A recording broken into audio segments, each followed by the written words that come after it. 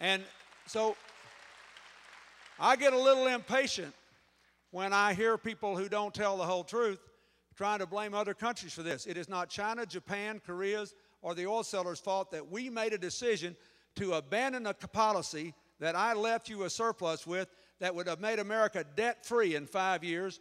No problems with the Social Security, no problems with the Medicare retirement of the baby boomers, nothing. They didn't make us do that. Our government did that. And now we have to borrow money from people. Now, do you understand now why we can't enforce the trade laws?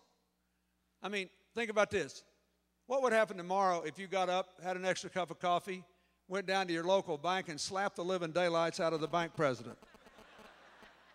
Think you could get a loan in the afternoon? I mean, it's funny, but it's not, is it?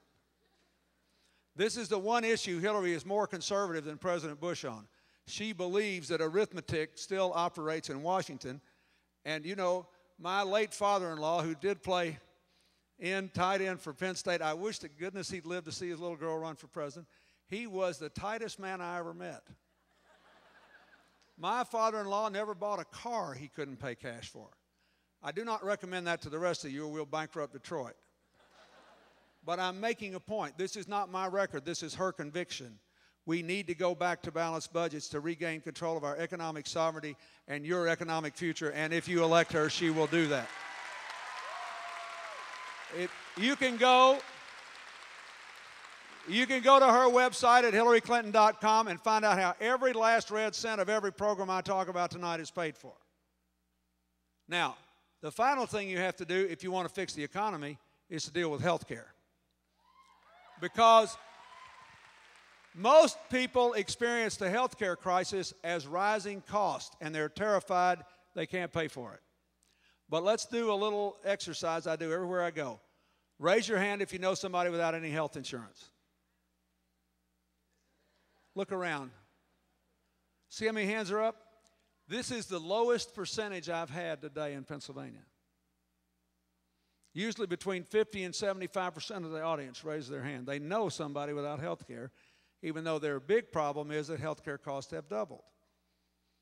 This is the central policy difference between the two candidates in the primary. Hillary's position is there's a relationship between your cost and the hands you raise. Most health economists agree with her. That is, that we cannot control costs until we cover everybody. That doing the morally right thing is the economically smart thing. And it's very interesting, you know, the labor movement has always been, bless them, for universal health care on purely moral grounds. They figure if their family members have it, everybody else ought to have it. But now you've got all these business people agreeing with them. Not very long ago, a bunch of labor unions stood on a stage in Washington, D.C. with the biggest non-union company in the country, Walmart, all of them calling for universal coverage. What is Walmart doing in that crowd? Number one, they know they can't afford to do it unless their competitors do. And number two, they know if we don't get a hold of costs, nobody's going to have any money to spend at Walmart. The American Nurses Association has always been for universal coverage because they see people in hospital beds so much sicker than they should be because they didn't have health care. They endorsed Hillary in the Democratic primary. Big departure for them because they said she had the best health care plan. It was an important thing for her. And it was interesting. It happened in Washington State before the caucus with 4 nurses who said they couldn't caucus for her because they had to work in the hospital. It was a very moving thing. But now doctors are for it. Why? Because doctors who want to treat patients instead of paperwork know we've got to have universal health care.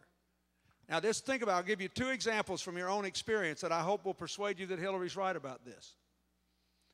If you pay health insurance premiums, think about this. Every time you write a check, think about these 2 things. You are contributing to a fund of $50 billion American health insurance companies spend to keep from giving you insurance. How weird is that? We actually pay health insurance premiums to help companies not insure us. I'm sorry, you've got a pre-existing condition, or someone in your family does.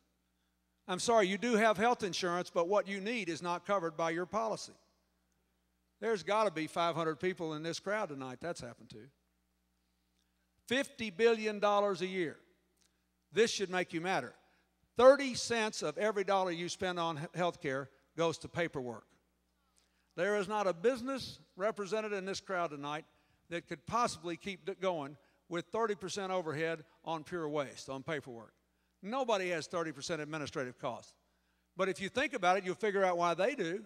There are hundreds of companies writing thousands of policies, all covering different things with different numbers of people insured in these pools.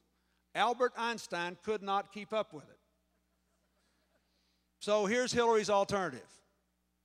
If you like what you have, you can keep it. If you don't like it, or you can't afford it anymore, or you don't have it at all, you can buy into the same plan that insures federal employees and their families, Congress members and their families. Good enough for our family, it's good enough for your family.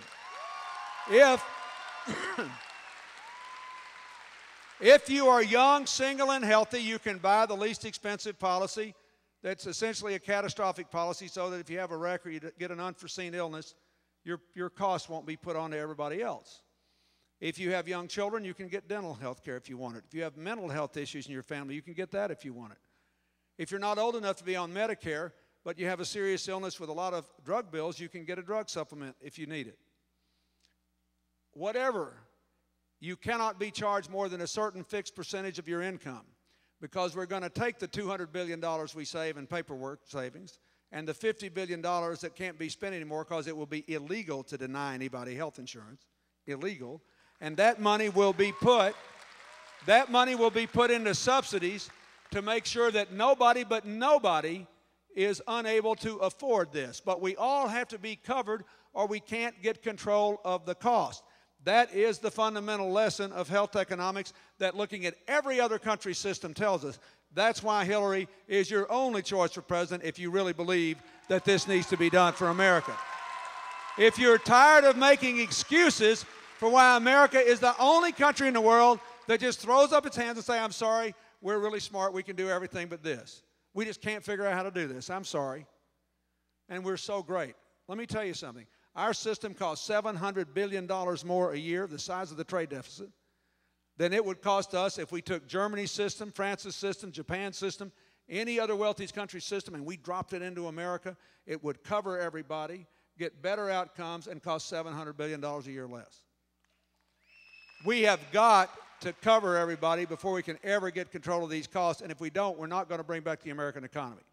So if you want a clean energy economy, if you want education for everybody, and one thing I didn't mention, Hillary wants to get America's universities back into the research business and get the politics out of it, from stem cell research to human genome research to climate change research. If you want these things, you should vote for her for president. Now, the second reason I believe you should vote for her for president is I believe she'd be the best commander-in-chief and the best diplomat-in-chief for America. We know we need to send a different message to the world. We know we need to tell them, look, America is back. We're back in the cooperation business now. The other crowd's gone. We're going to work with you whenever we can and act alone only when we have to, not the other way around anymore. And people are mad at us for a lot of reasons that don't have anything to do with Iraq. They're mad at us for saying, oh, global warming's a problem, you go solve it, we won't help. They're mad at us for saying to Iran and North Korea, you can't have a nuclear weapon, but we're going to be the only country ever to withdraw from the Comprehensive Nuclear Test Ban Treaty and try to spend the last 5 years developing 2 new nuclear weapons. Now, boy, now look, I agree, I don't want Iran and North Korea to have nuclear weapons either, but that's a hard sell, don't you think? America says, you cannot have one of what we already have 1,500 of, and we're trying to get 2 new of. Maybe you could sell that. I don't think I could sell that. We've got to stop saying it's our way or the highway.